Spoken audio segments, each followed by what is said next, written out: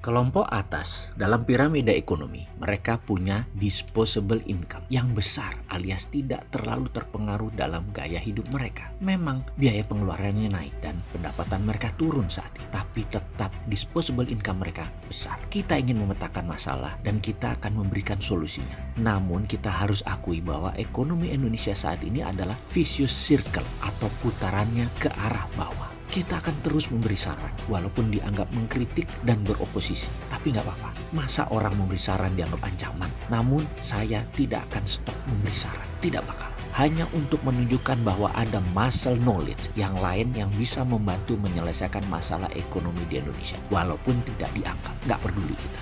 Begini solusinya, ada 7 instrumen geoekonomi. Pasti tahu kan apa saja. Kalau kita tahu, maka ada baiknya kita melakukan counter strategi. Jadi pertama kita membangun strategi nasional secara ekonomi. Kita memilih mana yang akan kita dominasi, mana yang akan kita mainkan di internasional, dan mana yang jadi alat tawar kekuatan nasional. Dalam dealing dan willing, alat tawar harus punya. Kalau tidak, bikin dulu roadmap-nya alat tawar ini. Kalau tidak, kita akan selalu jadi korban atau victim. Fakta saat ini kita tidak punya strategi nasional yang terbukti selama 4 tahun ini dan harus diakui. Dan jangan menyatakan dengan mengatakan ini masalah global. Tidak, buktinya apa? Singapura nggak kena impact tuh, Jepang, Taiwan, Korea Selatan nggak kena impact tuh karena mereka punya strategi ekonomi nasional. Yang nggak punya strategi ekonomi nasional ya pasti kena masalah. Masalah itu disebut masalah global. Oke, kita bantu bikin. Kita bantu dengan mengingatkan para pejabat. Ada 7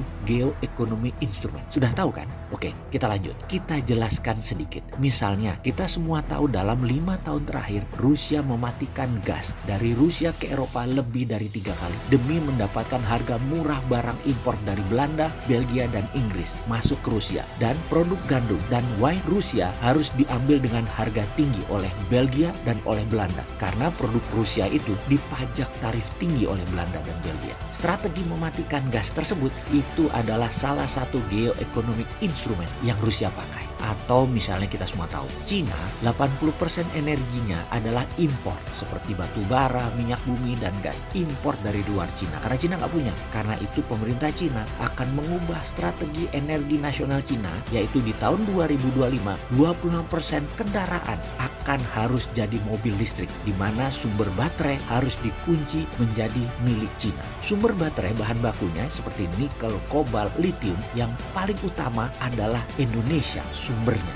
Ada lebih 15 smelter nikel di Indonesia milik Cina. Lalu dianjurkanlah pemerintah Indonesia untuk buat kebijakan tidak boleh ekspor nikel ore atau biji nikelnya nggak boleh ekspor. Karena kalau diekspor, pabrik smelter Cina nggak ada isinya dan gagal program baterai nasional Cina tersebut. Untung kebijakan menteri di Indonesia itu mendukung kebijakan nasional Cina. Jadi dibuatlah kebijakan yang mendukung kebijakan Cina itu di Indonesia. Selamat, sekali lagi, selamat Bu yang buat kebijakan itu. Cuman saya mau nanya, ini menteri presidennya tuh presiden Indonesia atau presiden Cina ya? Kok buat kebijakan selalu nguntungin Cina? Maaf loh ya, cuman tanya.